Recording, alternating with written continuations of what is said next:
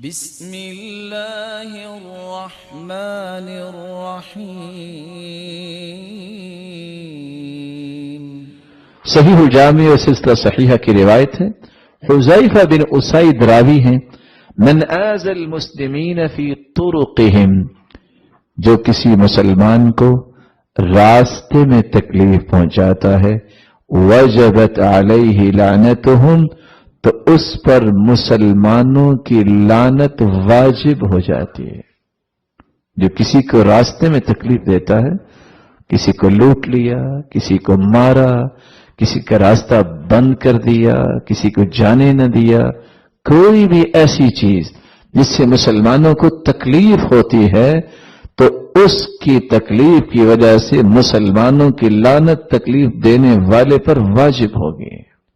اور دوسری روایت کے الفاظ ہیں، دو لعنت والے کاموں سے بچو۔ پوچھا کون سے دو کام؟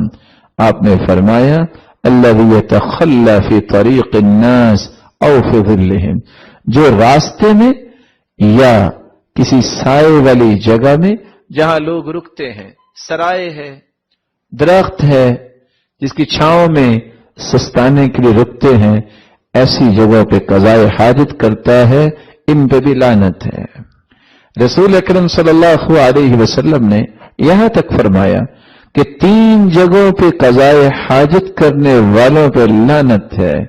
البراز فی الموارد، لوگ جہاں سے پانی بھرنے آتے ہیں، گھاٹ، وقارعۃ الطریق، والظل، سائے کی جگہ اور وہ جگہیں جو سایہ دار ہیں، اور قارعۃ الطریق، وہ عام رستے جہاں سے لوگوں نے گزرنا ہوتا ہے یا لوگ وہاں رکتے ہیں، ایسی جگہوں پہ تکلیف یہ پہنچانا یہ ملعون کام ہے۔